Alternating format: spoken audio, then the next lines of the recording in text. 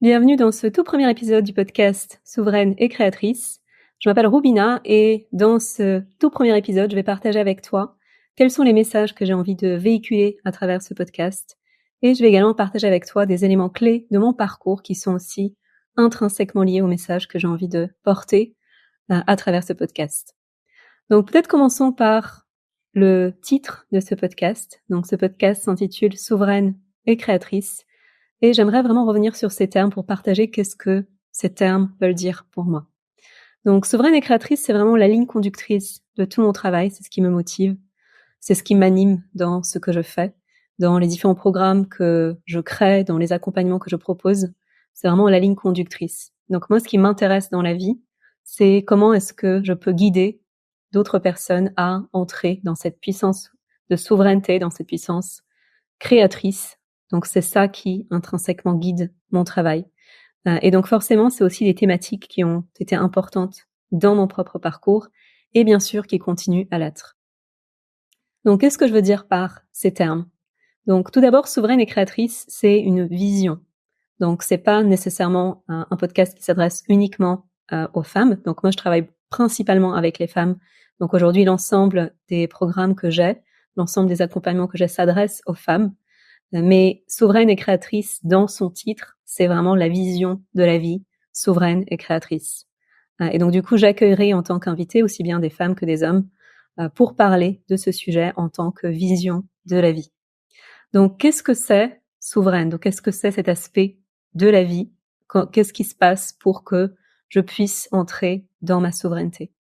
Donc, pour moi, la souveraineté va avec le fait de faire des choix conscients. Donc, ça veut dire que je renoue avec mon autorité intérieure. Donc, plutôt que d'aller chercher toujours l'extérieur, je renoue avec ma vérité intérieure, je renoue avec mon intuition et je deviens souveraine, en fait, quand je fais des choix qui sont clairs, qui sont alignés de cet espace. Donc, maintenant, quels peuvent être les obstacles?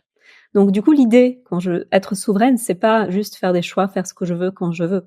Donc, l'idée, c'est pas une sorte de crise d'adolescence continue. Donc, être souveraine, il y a aussi vraiment cette notion de maturité qui est intrinsèquement liée, pour moi, à cette notion de souveraineté. Donc, finalement, quels peuvent être les obstacles pour avoir accès à ces choix conscients? Donc, le premier obstacle pour moi, c'est les traumas. Donc, quand il y a des traumas, ça va forcément mettre une sorte de coloration à notre vision de la vie. Et donc, du coup, on va pas forcément voir les choses exactement telles qu'elles sont. On va voir les situations à travers nos lunettes, donc à travers le prisme de nos lunettes. Et ce qui va aussi avec les traumas, c'est tout ce qui a pu se passer dans notre vie, qui a pu créer des blessures cœur. Et ces blessures cœur, c'est vraiment comme une paire de lunettes à travers lesquelles on voit le monde, en fait.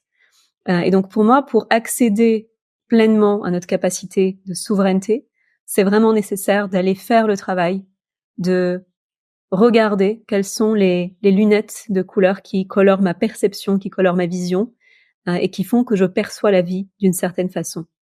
Donc ça, c'est vraiment la première chose. Et bien sûr, la souveraineté, c'est aussi tous les conditionnements qu'on peut recevoir de la société. Donc parfois, on a l'impression qu'on fait des choix, mais en réalité, nos choix, ce n'est rien d'autre que les conditionnements avec lesquels on a été élevé. Donc les conditionnements, il y a vraiment différentes couches dans ces conditionnements. Donc il y a la société dans laquelle on vit, il y a le pays dans lequel on vit, et la religion à laquelle on est connecté, il y a notre cellule familiale. Donc en fait, il y a tout un tas de conditionnements inconscients qui peuvent être à l'origine en réalité de nos fonctionnements. Donc c'est pas tellement des vrais choix que je fais, c'est des choix que je fais à travers ces prismes-là que j'ai récupérés en fait, qui m'ont été imposés parfois dès l'enfance, parfois par le simple fait d'avoir été exposé sur la durée à certaines choses. Et donc du coup en fait mon libre arbitre il va être obscurci par tous les il faut, les je dois, les c'est comme ça que ça fonctionne que je peux recevoir en fait. Et du coup, ça passe par un certain questionnement de tout ce que j'ai pu recevoir à un certain moment donné. Donc, ce que j'ai pu recevoir comme croyance par ma famille, ce que j'ai pu recevoir comme croyance par ma société, ce que j'ai pu recevoir comme croyance de la religion. Donc, en fait, ça invite, pour vraiment pleinement connecter avec ma souveraineté, ça invite à remettre en question tout ce qui est venu forger ma vision du monde. Parce que mes choix vont être la conséquence de ma vision du monde. Donc mes valeurs vont être la conséquence aussi de l'environnement dans lequel j'ai pu grandir. Donc si je grandis dans un environnement, je vais avoir certaines valeurs qui vont être clés dans ma vie. Et si je grandis dans un autre pays, dans une autre société, dans une autre cellule familiale, en fait, je vais avoir une toute autre d'autres valeurs, en fait. Donc pour vraiment pleinement revenir à notre souveraineté, ça nécessite d'aller questionner tout ça et de passer tout ça à travers notre filtre intérieur et voir quels sont les principes que je garde, quelles sont les valeurs que je garde, qu'est-ce qui est réellement important pour moi et qu'est-ce que j'ai récupéré en fait de mon environnement. Donc ça, c'est la deuxième démarche qui mène vers la souveraineté. Et du coup, j'ai parlé beaucoup de cet aspect d'autorité intérieure dans cette notion de souveraineté intérieure, mais à mon sens, ça ne veut pas forcément dire que je fais abstraction de l'extérieur pour tous mes choix, pour toutes mes décisions. Il y a des cas où c'est particulièrement important aussi de faire appel à l'extérieur pour une certaine guidance et particulièrement faire appel à des personnes qui peuvent avoir une certaine clarté à des moments où moi, je n'ai pas accès à cette clarté-là. Donc évidemment, à qui faire appel, ça demande déjà une certaine capacité de discernement. Donc le discernement du choix de qui va vraiment me guider à voir des choses que je ne vois pas, qui va vraiment me guider à avoir une vision sur la situation qui n'est peut-être pas réelle en fait, donc peut-être qui est déformée par la paire de lunettes que je porte.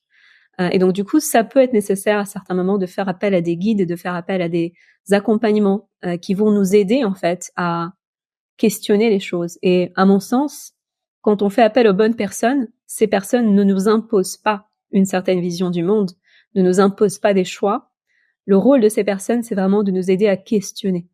Donc pour moi, l'accompagnement qu'on peut recevoir, qui peut nous guider vers notre souveraineté, c'est un accompagnement qui va nous aider à nous poser les bonnes questions et à trouver les bonnes réponses à l'intérieur de nous. Donc voilà pour cette notion de souveraineté. Et la deuxième partie du titre, c'est créatrice, donc souveraine et créatrice. Donc qu'est-ce que ça veut dire pour moi? Donc je suis créatrice quand je crée ma vie, quand je prends conscience en fait que la réalité qui est autour de moi, j'y participe activement en fait. Donc c'est pas quelque chose qui s'est créé tout seul, je l'ai créé. J'ai contribué activement à créer la réalité que je suis en train de voir tout autour de moi. Donc quand cette prise de conscience s'opère, il y a la compréhension intrinsèque que j'ai un immense pouvoir en fait. Donc à partir du moment où je prends conscience que je suis créatrice de ma vie, ça veut dire que j'ai ce pouvoir incroyable de création. Et ça, c'est un shift fondamental dans la vie d'un être humain à partir du moment où je prends conscience que je suis aussi puissante en fait. Donc j'ai la puissance de créer ma vie. Et ce qui va intrinsèquement aussi avec cette prise de conscience, c'est la responsabilité personnelle. Donc les deux vont main dans la main. Je ne peux pas prendre conscience de ma puissance créatrice si je ne prends pas en même temps la pleine responsabilité de ma création.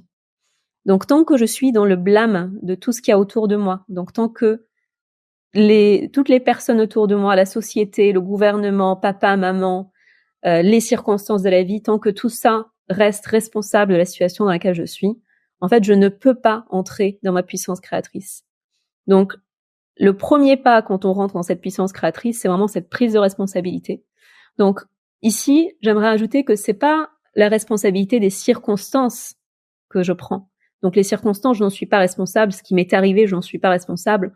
En revanche, je prends la responsabilité de qu'est-ce que je fais à partir de ce moment-là. Donc, dans la situation dans laquelle je suis, est-ce que je peux prendre la responsabilité des actions à mettre en place pour changer les choses dans la direction dans laquelle je souhaite aller? Donc ça, c'est une nuance qui est vraiment importante à apporter. Et nous ne vivons pas dans une société qui nous invite en fait à cette connexion profonde à notre puissance créatrice. Pourquoi? Parce que une personne qui est fondamentalement connectée à cette puissance créatrice, elle n'est pas commode à orienter, à maîtriser. Donc c'est pas facile de maîtriser quelqu'un qui est en lien avec sa puissance créatrice. Parce que quand je suis connectée avec cette puissance, je comprends que quelle que soit la situation, en fait, je peux la changer. J'ai une issue. Donc je n'accepte rien comme une fatalité. Donc quelles que soient les circonstances autour de moi, quand je suis connectée avec cette puissance, je sais que je peux faire autrement. Je sais que je peux trouver d'autres chemins. Et donc, du coup, quand on veut nous imposer certains chemins, des personnes qui sont dans cette connexion-là avec leur puissance créatrice, c'est pas très commode, en fait. Et de façon globale, notre société, elle fonctionne plutôt avec une volonté de nous faire rentrer dans une certaine conformité, dans certains moules. Donc, la liberté, c'est pas réellement une valeur qui est profondément ancrée, en fait. Donc, c'est une liberté jusqu'à un certain degré. C'est une liberté jusqu'au point où on se conforme. Et je ne suis pas en train de dire qu'il faut être dans l'anarchie totale. Évidemment, pour qu'une société fonctionne, il faut qu'il y ait des règles, il faut qu'il y ait un certain fonctionnement, il faut qu'il y ait une certaine participation. Et en même temps, comment est-ce que on peut arriver vers un état où chacun peut avoir une liberté de choix de comment est-ce que je peux contribuer le mieux à cette société. Et pour moi, quand je rentre dans ma puissance créatrice, ce qui va avec, c'est aussi entrer en connexion avec mes talents, avec ce que j'ai à apporter de plus précieux. Et quand je connecte à ça, donc non seulement ça me mène, moi, en tant que personne, vers une réalisation personnelle où je me sens à ma place, où je me sens bien, en fait, dans ce que je suis en train de faire, mais ça m'amène aussi vers la plus haute contribution que je peux avoir aussi dans la société dans laquelle je suis en train de vivre. Et cette vision-là aussi, ça peut vraiment mener vers une transformation de la société dans laquelle on vit. Donc les choses aujourd'hui ne fonctionnent pas très bien, donc je pense qu'on est tous et toutes conscients que la société, comme elle fonctionne dans tous les pays du monde, pas juste dans certains pays en particulier, il y a vraiment des gros dysfonctionnements. Et pour moi, le chemin passe par la prise de conscience de chacun de qu'est-ce que moi je peux faire. Donc à mon échelle, dans ma vie, qu'est-ce que je peux changer dans mon comportement, dans ma façon d'être, dans ma façon de m'exprimer dans ce monde. Et pour moi, c'est l'expression à grande échelle de ce shift intérieur personnel qui peut vraiment mener en fait à des changements qui sont plus profonds au niveau de la société. Voilà. Mais pour moi, ça commence vraiment à comment est-ce que je peux prendre soin de ce qu'il y a dans mon entourage immédiat, comment est-ce que je peux prendre soin de la façon à laquelle je contribue à ce monde et comment est-ce que quand chacun fait ça, comment est-ce qu'on crée ensemble une société qui est différente. Donc, le monde dans lequel on vit, personnellement, j'ai pas une grande résonance avec ce fonctionnement-là. Donc, il y a plein de choses qui ne sont pas en adéquation avec ma vision de la vie, ma vision du monde. Et à travers ce que je fais, donc il y a vraiment le désir à œuvrer pour un monde différent. Et je sais aussi que c'est le désir des personnes que je vais inviter dans ce podcast. Donc, comment est-ce que à travers les visions qu'on porte, à travers les messages qu'on porte, on contribue à créer quelque chose qui est différent. Donc, moi, j'ai choisi d'œuvrer à travers l'accompagnement auprès des femmes. Donc, le fil conducteur de tous mes accompagnements jusqu'à présent était vraiment beaucoup autour de l'intime, autour de la sexualité. Et aujourd'hui, ça ouvre aussi vers un autre pan. Donc, comment est-ce que je peux guider les femmes à devenir pleinement créatrices de leur vie à travers aussi l'entrepreneuriat, une façon bien spécifique d'aborder l'entrepreneuriat. Donc, je vais en parler un peu plus tard. Donc, moi, c'est ça mon expression dans le monde. C'est de cette façon-là que j'ai choisi à la fois de me réaliser en tant que personne et j'ai choisi aussi de contribuer au monde, donc à travers les accompagnements que je fais. Et chaque personne peut choisir comment est-ce qu'elle peut contribuer. Donc, évidemment, accompagner des femmes, accompagner des personnes dans leur cheminement personnel, c'est pas du tout la seule façon de contribuer. Il y a 1001 façons de contribuer. Donc, on peut être dans cette vision souveraine et créatrice et construire des maisons, avoir des familles. Donc, ça peut être ça aussi, l'expression de ma capacité créatrice, avoir une famille, élever des enfants, avoir une boulangerie. Donc, toutes les activités dans toutes les activités, je peux m'exprimer de cet espace-là, de cet espace de souveraine et créatrice. Donc, quoi que je fasse, quelle que soit mon activité, que je travaille avec des personnes, que je fasse des choses, que je produise des choses, que je crée de l'art, que je crée des produits, peu importe ce que je fais, en fait, c'est mon attitude intérieure qui va faire est-ce que je suis dans la plus haute expression de qui je peux être. Et c'est vraiment une question qui est personnelle. Donc, après ce petit temps pour aborder cette vision souveraine et créatrice, j'aimerais parler du chemin, en fait. Donc, comment est-ce qu'on peut faire le chemin entre une vie qu'on peut en quelque part subir en fait, et une vie qu'on apprécie, qu'on aime, où on est vraiment créatrice de notre réalité. Donc je pense qu'il y a différentes phases. Il y a vraiment la phase initiale, le chemin initiatique, où il y a un certain nombre de changements qui s'opèrent. Et ensuite, il y a la phase d'évolution continue. Donc ce qui est beau avec ce chemin, à mon sens, c'est que c'est un chemin d'évolution continue. Donc moi, je ne considère pas que je suis arrivée quelque part. Je considère que c'est un chemin d'évolution constante, permanente, qui me permet de me découvrir, qui me permet de me révéler. Et c'est vraiment ça que je trouve fascinant. Donc c'est cette capacité à explorer. Donc de la même façon qu'un morceau de musique, il n'y a pas de fin, il n'y a pas un but. Donc je ne cherche pas à atteindre quelque chose quand j'écoute un morceau de musique.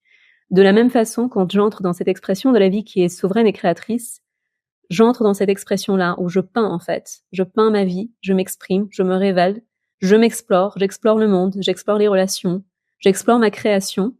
Et c'est une exploration qui est sans fin en fait. Donc ce chemin de l'être souverain et créateur, c'est avant tout un chemin d'exploration créatrice. Et donc comme je disais, il y a aussi une phase initiale. Donc il y a vraiment le chemin initiatique où je prends un ensemble de décisions qui vont m'amener à questionner un certain état de fait et à aller vers un fonctionnement qui est différent.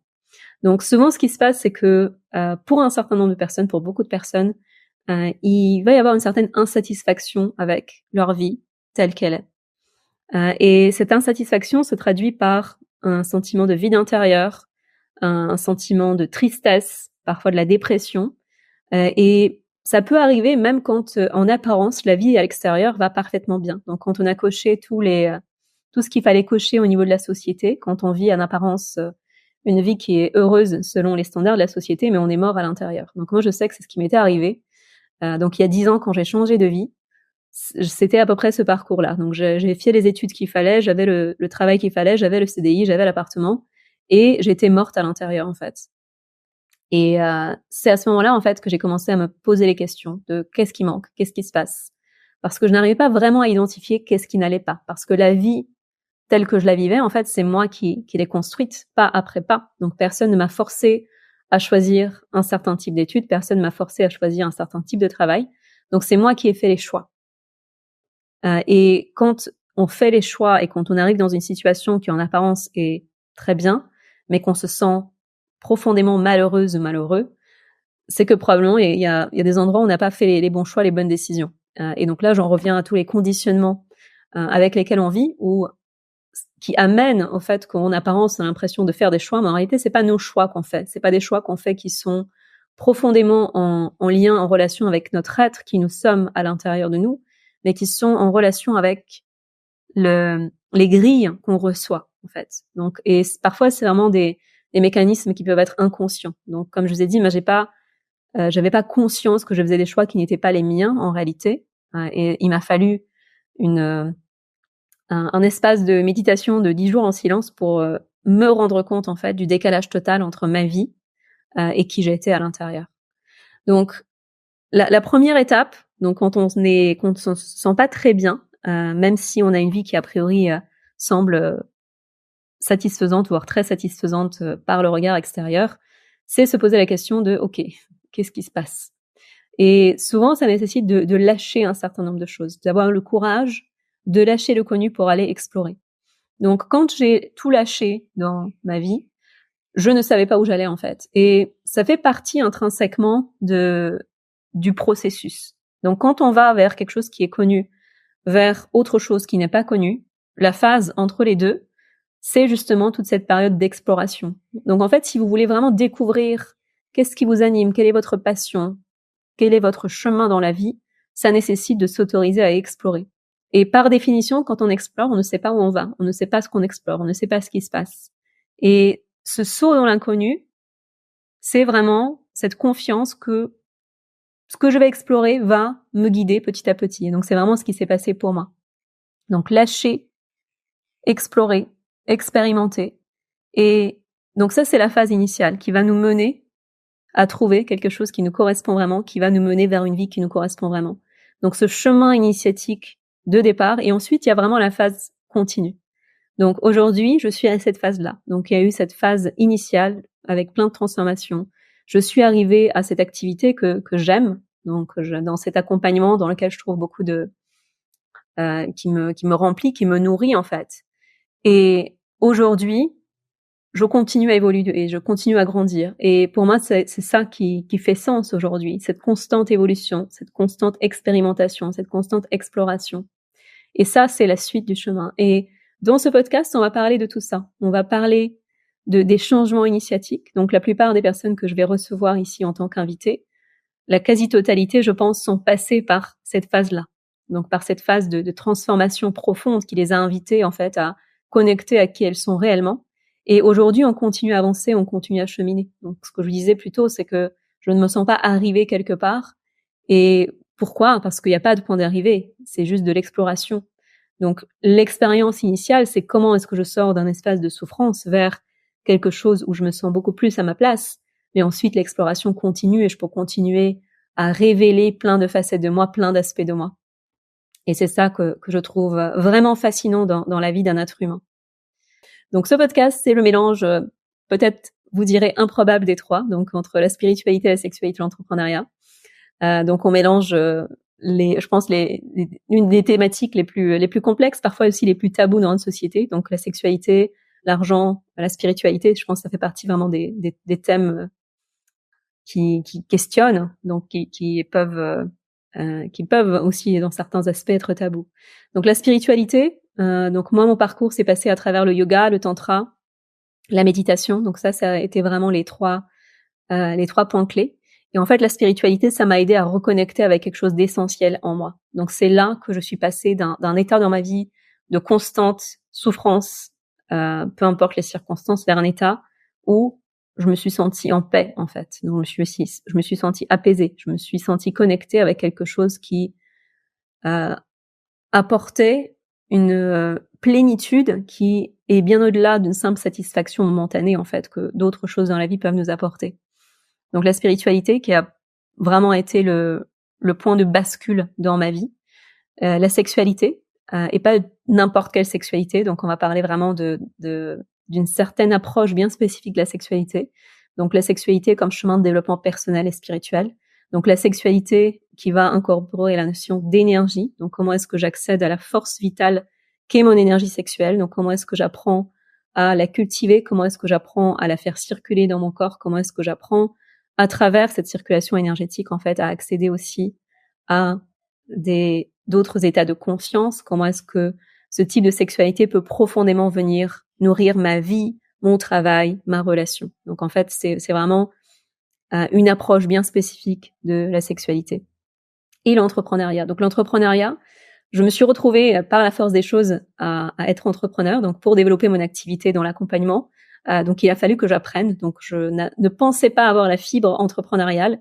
Et c'est quelque chose que j'ai commencé à vraiment aimer, en fait. Et pourquoi est-ce que j'ai commencé à aimer ça? Parce que ce que j'observe, c'est que plus je grandis dans mon activité, plus je me transforme. Et en réalité, pour que je continue à grandir dans mon activité, ça nécessite de révéler certains aspects de moi, révéler certaines facettes de moi. Et c'est ça que je trouve fascinant dans l'entrepreneuriat. Et c'est en ça aussi que l'entrepreneuriat, pour moi, est une vraie voie de développement personnel. Donc voilà les trois sujets qu'on va mélanger dans ce podcast: la spiritualité, la sexualité, l'entrepreneuriat, avec toujours la même vision. Donc comment est-ce que tout ça peut me guider à continuer à révéler des parts de moi, révéler des aspects de moi? Comment est-ce que je peux, à travers toutes ces démarches, laisser partir tout ce dont je n'ai plus besoin? Comment est-ce que je peux laisser partir toutes sortes de limitations que je peux avoir, donc souvent des limitations que je m'impose? Comment est-ce que j'accède à tout mon potentiel humain et pas que? Donc vraiment, c'est tous ces sujets-là qu'on va aborder. Je vais partager aussi des parties de ma vie, des aspects de ma vie, des réalisations personnelles qui sont en lien avec ces domaines-là. Donc voilà l'objet de ce podcast, donc les thématiques que nous allons couvrir. Et j'aimerais vous partager quelques éléments clés de mon parcours. Donc, qu'est-ce qui m'a mené à créer ce podcast? Qu'est-ce qui m'a mené à accompagner des femmes sur la thématique de la sexualité, sur l'entrepreneuriat? Donc, qu'est-ce qui a guidé ma vie vers ces espaces-là. Donc, clairement, c'est pas quelque chose que j'aurais pu imaginer. Donc moi, à l'origine, je suis plutôt quelqu'un de relativement timide, introverti. Je suis toujours timide et introvertie. Et pourtant, je me retrouve en fait à prendre la parole sur ces sujets-là. Je me retrouve à créer des programmes, des sommets, des masterclass, le podcast ici maintenant. Donc, je me retrouve dans une certaine visibilité que, a priori, je n'avais pas le goût pour ça en fait. Et pourquoi est-ce que je fais tout ça aujourd'hui? Parce que je suis portée par le message que j'ai envie de véhiculer en fait. Et donc le message est plus important que ma mes, mes qualités intrinsèques de timidité et d'introversion. Et donc je suis toujours très introvertie, dans ma vie personnelle. Donc quelles ont été les étapes de mon parcours? Donc initialement, j'ai fait des études, j'ai 2 masters, un master en communication, un master en finance. J'ai travaillé en agence de pub et c'est à ce moment-là, donc quand je me suis retrouvée à cette étape-là, je me sentais vraiment pas à ma place, je me sentais vraiment pas épanouie et heureuse, que j'ai compris qu'il fallait que je fasse quelque chose. Et la toute première réalisation est venue durant une retraite vipassana. Donc pendant que j'étais, toujours, à mon poste en agence de pub, j'avais pris 10 jours pour faire une retraite de méditation. Donc c'était un exploit d'arriver à me décoller de mon téléphone pendant 10 jours et j'ai réussi. Et dans ce vide, dans ce silence, je me suis vraiment rendu compte du décalage dans ma vie entre qui j'étais et ma vie, en fait. Donc qui j'étais à l'intérieur de moi et ma vie telle que je l'ai construite. Et cette retraite de méditation, ça a été vraiment comme une espèce d'énorme prise de conscience, qui est arrivée en pleine face. Et une fois que j'avais vu ça, je ne pouvais plus ne plus le voir.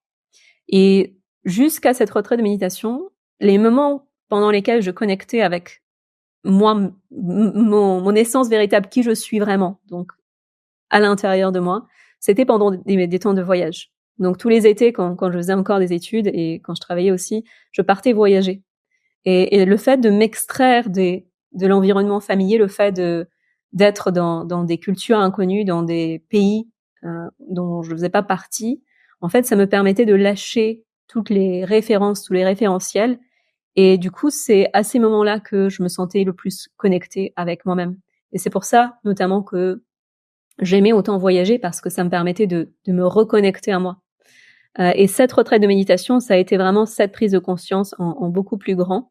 Et donc, à partir du moment où j'ai pris conscience du décalage total de ma vie et de qui j'étais, donc il a fallu commencer à mettre en place des étapes pour changer. Donc, j'ai démissionné et quand j'ai démissionné, je ne savais absolument pas vers quoi aller. Donc évidemment, tout ce que je fais aujourd'hui, c'était pas du tout partie de mon champ de vision. Donc je ne savais pas qu'un jour, évidemment, j'allais faire ce que je fais et c'était absolument pas dans mon champ. Donc il y avait pas d'amis, de connaissances même qui étaient dans ces explorations-là. Et la seule chose que j'explorais à cette époque-là, c'était le yoga et une approche du yoga qui est quand même assez plus basée sur le physique, donc tout ce qui est yoga vinyasa. Donc ça me faisait déjà beaucoup de bien et un tout petit peu d'un yoga qui avait plus une orientation spirituelle. Donc ça commençait déjà à planter quelques graines. Donc c'était cette période-là de ma vie et du coup, quand j'ai démissionné, c'est comme un grand saut dans le vide, en fait. Donc je ne savais pas où aller, je ne savais pas ce que j'allais faire, je ne savais pas ce que j'allais faire de ma vie. En fait, la seule chose que je savais, et ça, c'était une certitude inébranlable, c'est que je ne pouvais pas continuer comme je le faisais, en fait. C'était juste pas possible. Donc oui, ça me faisait peur ce changement de vie, ça me faisait peur ce grand saut dans le vide et en même temps, ça me faisait pas aussi peur que, le le fait de rester là où j'étais, en fait. Passer ma vie entière dans ce même état, dans cet état d'anesthésie, c'était juste pas possible, en fait. Donc j'ai sauté. Et donc j'ai commencé à voyager. J'ai commencé mon voyage au Pérou, donc toute l'Amérique latine, Pérou, Bolivie, Chili, Argentine. Et donc c'est l'une des étapes clés de ce voyage, ça a été une retraite dans un centre au Pérou. Donc une retraite avec des plantes. Et le voyage avec les plantes a été vraiment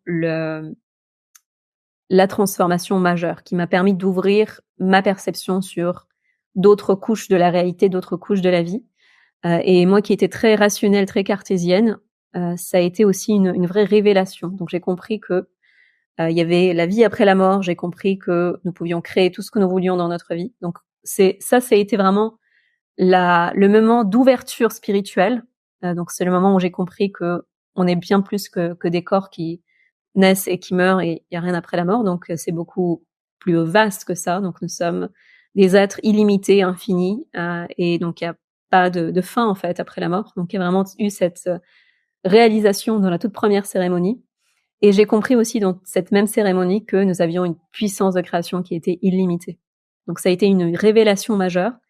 Et en fait, à partir du moment que j'ai compris que je pouvais créer ma vie s'est transformée. Donc j'ai commencé à entreprendre petit à petit pour aller vers quelque chose qui me correspondait plus. Et donc c'est pas un chemin qui est tout tracé, ça a été beaucoup d'exploration. Et ce qui est intéressant, c'est qu'à partir du moment où on dit oui, donc à partir du moment où on saute dans le vide, à partir du moment où on accepte qu'on est dans l'inconnu, la vie nous guide en fait. Et donc c'est ce qui s'est passé pour moi.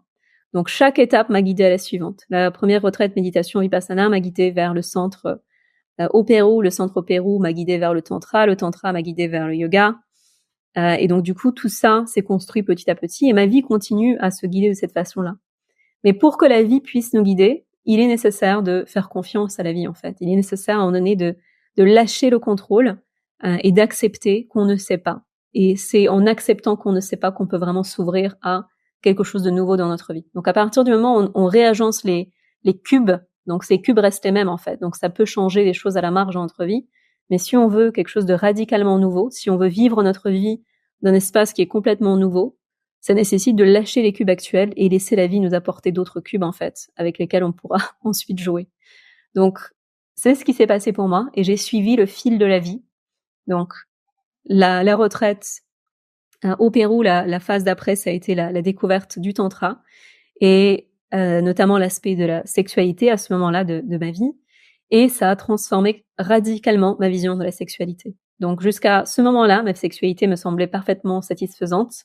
J'avais du plaisir, j'avais des orgasmes, tout se passait comme, je pense, une grande partie des gens l'expérimentent. Et à ce moment-là, ça a été une totale ouverture du champ des possibles. Donc en fait, ce que j'ai découvert, ça allait bien au-delà de ce que je pouvais expérimenter. Et donc la sexualité, c'est devenu comme un chemin de retour à soi, comme un chemin spirituel, profondément spirituel. Donc comment est-ce qu'à partir du moment où je comprends comment fonctionne l'énergie sexuelle, à partir du moment où je comprends comment est-ce que je peux accéder à son potentiel, comment est-ce que je peux la faire circuler dans mon corps, donc comment est-ce que je peux accéder à la puissance qui est dans cette énergie-là. Et évidemment, ça change aussi l'intimité, la qualité, la profondeur, les expériences auxquelles on peut accéder, la qualité de nos expériences orgasmiques. Donc bien sûr, ça change l'intimité, mais ce que ça a changé dans ma vie, c'est l'ensemble de ma vie. Donc qui je suis, ce que j'ose faire, ce que j'ose créer, ma créativité. Donc initialement, je me considérais comme quelqu'un de pas du tout créatif. Et avec cette reconnexion, avec la reconnexion avec mon énergie sexuelle, mon énergie créatrice, donc là aujourd'hui, il y a une créativité qui est débordante. Et donc la seule difficulté, c'est comment exécuter toutes les idées qui peuvent me venir. Donc ça a été le deuxième changement majeur et fondamental. Donc il y a eu déjà beaucoup d'ouverture spirituelle, donc à la fois à travers le voyage avec les plantes, à travers le tantra et l'accès à d'autres états de conscience, à travers la sexualité. Et la troisième brique majeure, ça a été vraiment le yoga. Donc le yoga dans une pratique spirituelle profonde, pas juste dans cet aspect gymnastique qui est très répandu aujourd'hui, mais le yoga dans sa vision originelle en fait. Donc le yoga, c'est comment est-ce que je vais vers un état d'union, comment est-ce que je vais vers un état d'union avec le divin. Et ce qui est intéressant, c'est que les aperçus que j'ai pu avoir, donc à travers les cérémonies, à travers la sexualité, en fait, se sont confirmés par la pratique. Et cette troisième étape, donc où j'ai vraiment approfondi mon apprentissage du yoga, ma pratique personnelle, c'est venu apporter par la pratique des états auxquels j'avais accès. Donc dans les cérémonies de plantes, par exemple. Une cérémonie de plantes, vous avez une expérience. Et une fois que l'expérience est passée, les prises de conscience aussi, en fait. Certaines prises de conscience restent, il y a des choses qui s'ancrent en vous. Mais l'état même dans lequel vous êtes, c'est pas un état qui est pérenne, en fait. Et pour moi, cette troisième étape, donc le yoga, le hatha yoga, les pratiques kundalini, ça a été vraiment la fondation sur laquelle construire, en fait. Donc c'est pas juste un état passager, ça demande une pratique quotidienne, et qui petit à petit, en fait, nous donne accès à certains états de conscience, certaines compréhensions, certaines expériences aussi. Mais c'est au-delà de l'expérience, en fait. L'idée, c'est pas juste d'avoir une expérience peak. Donc oui, il y a aussi des expériences peak, Et au-delà des expériences pics, c'est comment est-ce que ça change fondamentalement mon état intérieur, ma perception du monde. Donc à partir du moment aussi où la Kundalini s'active, ça change tout un tas de choses dans notre vie, dans notre énergie, dans notre perception, dans notre intuition. Donc tout ça a vraiment fondamentalement changé. Et donc c'était une période de ma vie où il y avait vraiment plusieurs heures de pratique par jour, donc 4-5 heures de pratique par jour sur plusieurs années. Et c'est une période de ma vie que je chéris particulièrement. Donc aujourd'hui, j'ai toujours ma pratique journalière, mais je suis pas à 4-5 heures de pratique par jour. Et faire autant de pratique par jour, en fait, ça nous connecte à certains états qu'il est difficile de maintenir en fait dans le quotidien sans cette pratique, ou alors sans être vraiment profondément, complètement ancré dans certains états de conscience. Donc ça a été la troisième brique majeure dans mes changements personnels. Et à un moment donné, donc je suis revenue plus vers la vie, vers la matière. Et c'est là, du coup, que j'ai commencé vraiment plus à mettre du temps et de l'énergie dans mon activité. Et du coup, c'est là aussi que forcément mon activité a commencé à se développer. Donc, il n'y a pas de secret dans la vie. Les choses se développent à partir du moment où vous y mettez du temps, de l'énergie. Et c'est ça qui permet vraiment aux domaines de votre vie qui sont importants de grandir. Et donc, du coup, j'ai commencé beaucoup plus à m'intéresser à mon activité. Les choses ont commencé à grandir. Donc, j'avais pas une orientation but quand j'ai mis plus d'énergie dans mon activité. J'avais pas des chiffres particuliers que j'avais envie d'atteindre. Et pourtant, ces chiffres ont été atteints sans même que j'y mette une attention spécifique ou sans même que ce soit un but particulier. Et donc aujourd'hui, mon activité fonctionne très bien. Et je continue à me développer à travers cette activité. Et ça a été vraiment ça la quatrième brique à ce jour dans mon développement personnel. C'est aussi comprendre à quel point l'entrepreneuriat est un chemin de développement. Pourquoi? Parce que en réalité, la personne qui nous empêche le plus de nous développer, c'est nous-mêmes. Donc c'est toutes les limitations qu'on peut avoir. Donc c'est toutes les pensées limitantes, toutes les croyances limitantes qu'on peut avoir sur nous. Et ce qui ouvre complètement le flow, c'est à partir du moment où on lâche certaines croyances. Donc ça, c'est un aspect qui s'est passé pour moi et qui continue à se passer. Donc je vois à quel point le passage de certains niveaux dans mon activité est conditionné par rapport aux autorisations que je peux me donner, par rapport à des ouvertures qui se passent dans ma vision des choses, dans les limitations que je peux m'imposer moi-même. Donc c'est beaucoup de choses autour de la valeur de soi, de la perception de soi, des choses aussi beaucoup en lien avec l'argent. Donc c'est des choses qui nous limitent énormément, et c'est des choses sur lesquelles on peut travailler. C'est ça la bonne nouvelle en fait. C'est que c'est pas une fatalité, c'est pas quelque chose qu'on a reçu et puis de toute façon c'est comme ça. C'est des choses qu'on peut vraiment transformer, qu'on peut choisir de transformer. Et bien sûr aussi l'activation qu'il y a eu au niveau de l'énergie, au niveau de l'énergie sexuelle, c'est aussi quelque chose qui a un impact direct sur mon activité parce que la circulation de cette énergie me connecte avec une certaine créativité, un certain champ de créativité, me donne aussi la force nécessaire de propulsion pour créer les choses, pour faire les choses. Et c'est ça aussi qui est fascinant, c'est comment est-ce que cette énergie puissante peut être mise en application dans plein de sphères différentes de notre vie. Donc, on peut mettre cette énergie dans notre spiritualité, on peut mettre cette énergie dans notre entreprise, dans l'activité qu'on a envie de développer, on peut mettre cette énergie dans d'autres domaines de la vie. Donc, c'est une énergie qui est puissante, qui peut venir nourrir ce qui est important pour nous, et on peut vraiment choisir ce qui peut venir, là où on a envie de mettre cette énergie, en fait.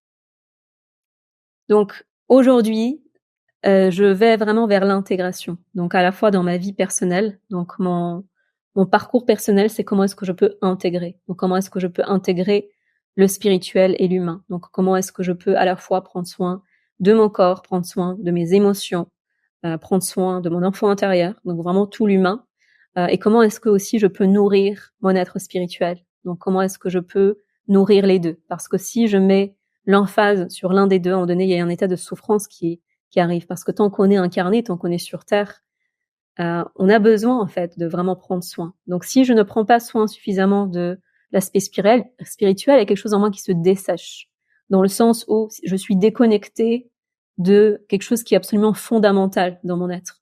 Et malgré toutes les réussites que je peux avoir dans la matière, dans l'argent, l'entreprise, etc., il y a quelque chose qui va vraiment fondamentalement manquer en fait. Donc c'est comme s'il manquait le jus principal de la vie en fait. Et à l'opposé, si je mets tout l'accent sur la spiritualité, donc c'est ce qui s'est passé aussi à certaines étapes de ma vie, il y a aussi une partie de moi qui va être en souffrance. Donc maintenant, certaines personnes, quand elles choisissent à fond d'aller sur ce chemin spirituel, elles décident que c'est OK que cette part-là soit en souffrance. Et souvent, les personnes qui sont à 100%, c'est pas réellement des choix qu'on fait, en fait. C'est le choix qui est fait pour nous, par notre être. Donc, il y a une étape où c'est juste. Donc, je suis pas en train de dire que il faut faire les choses d'une certaine manière. Je crois beaucoup à l'expérimentation et je crois beaucoup surtout à différentes phases de vie. Donc, je sais que toutes les phases que j'ai traversées, toutes les phases de vie que j'ai traversées sont justes pour moi à ce moment-là de ma vie. Donc, la phase de vie où j'étais à 100% sur ma pratique spirituelle, elle était hyper juste à ce moment-là de ma vie. La phase dans laquelle je suis aujourd'hui, où j'essaie d'équilibrer les choses, elle est hyper juste pour moi à ce moment-là de ma vie. Et peut-être qu'il y aura une autre phase plus tard qui va aussi être juste. Donc, ce que je veux transmettre comme message à travers ce podcast, c'est pas des dogmes, c'est pas des il faut, c'est pas de c'est comme ça qu'il faut que vous fassiez. C'est vraiment toujours vous inviter à vous poser la question de qu'est-ce qui est juste pour vous à certains moments de votre vie. À différents moments de notre vie, on peut avoir besoin de différentes choses. Et c'est ça le plus important. Donc quand je suis connectée avec ma souveraineté intérieure, j'ai aussi la capacité en fait à prendre conscience de mes besoins et de faire les choix aussi qui vont avec. Donc voilà pour mon parcours. Je reviendrai probablement sur des espaces bien spécifiques de mon parcours dans d'autres épisodes de podcast où je vais aborder des aspects bien spécifiques. Donc pour ce que je voulais vous partager aujourd'hui dans mon parcours, c'était ça. Et donc aujourd'hui, qu'est-ce que je fais quels sont mes accompagnements? Donc mes accompagnements vont se spécialiser dans deux zones bien spécifiques. Donc il y a la partie qui est vraiment en lien avec toute la partie sexualité. Donc la sexualité qu'on voit comme un chemin de développement personnel et spirituel. Donc dans cette approche qui est complètement pleinement intégrée entre notre aspect humain, notre corps et notre aspect spirituel. Donc ce que je propose dans ce chemin, c'est cette intégration, cette exploration à la fois du corps et à la fois de l'aspect énergétique de la sexualité et ce à quoi ça me connecte. Donc ça, c'est une branche de mon activité. Et une autre branche de mon activité qui est en train de naître, c'est comment est-ce que j'accompagne les femmes entrepreneurs à aller vers une activité qui les nourrit pleinement, complètement. Donc à travers différents aspects. Donc le premier aspect, c'est tout ce qui va être autour des limitations. Donc comment est-ce que je travaille avec les limitations qui peuvent émerger sur mon chemin pour pouvoir révéler des nouvelles facettes de moi, tout cet espace d'activation de l'énergie sexuelle. Donc comment est-ce que le fait de connecter avec la puissance de mon énergie sexuelle, ça peut venir nourrir mon activité, ça peut venir nourrir ma vitalité, ma créativité, ma confiance en moi, mon inspiration. Donc le fait de connecter avec des espaces qui vont me guider aussi dans mon activité. Et le troisième aspect, c'est qu'est-ce que je peux mettre en place dans ma vie, dans mon quotidien, pour connecter avec cet espace de créativité. Donc pour que ce que je crée ne vienne pas juste de moi et ma petite personne, mais pour que je connecte au vaste champ infini de la créativité universelle en fait, et comment est-ce que je peux créer dans la matière, créer dans le monde à partir de cet espace qui est profondément inspiré. Donc finalement, c'est des outils que j'utilise déjà dans les accompagnements autour de la sexualité, et c'est aussi complémenté par mon expérience personnelle, donc mes 8 ans d'entrepreneuriat, donc tout ce que j'ai pu apprendre par mon parcours personnel, et qui m'a du coup aidé aussi à construire, bâtir cette activité florissante aujourd'hui. Donc voilà les deux axes d'accompagnement. Et donc du coup, j'aurai plaisir de vous retrouver dans ce podcast, donc avec des épisodes solo et aussi avec des épisodes avec des invités, pour parler des 3 sujets cœur, donc que j'ai mentionné durant ce podcast d'introduction: la sexualité comme voie de développement, l'entrepreneuriat comme voie de révélation et la spiritualité comme une voie d'accès à notre essence profonde. Voilà ce que je voulais partager avec vous. J'espère que ce temps que nous avons passé ensemble a pu vous ouvrir de nouvelles portes, va impulser aussi de nouvelles réflexions. Donc pour moi, le cadeau majeur d'écouter, de s'inspirer, d'écouter des podcasts. Donc moi, j'écoute beaucoup de podcasts. Ce que ça crée pour moi, c'est que ça m'ouvre des espaces en fait. Donc par le fait d'écouter certaines personnes partager leur vie, leurs expériences, leur vision du monde, ce qu'elles ont réalisé, en fait, ça vient m'apporter en quelque sorte le concentré de ces apprentissages. Et j'espère que ce podcast sera pour vous cette source d'inspiration pour aller vers une vie qui est de plus en plus complète, qui est de plus en plus épanouie, où vous sentez de plus en plus à votre place et où vous construisez vraiment cette puissance intérieure, cet ancrage intérieur. Merci beaucoup pour votre écoute et à très bientôt dans de nouveaux épisodes.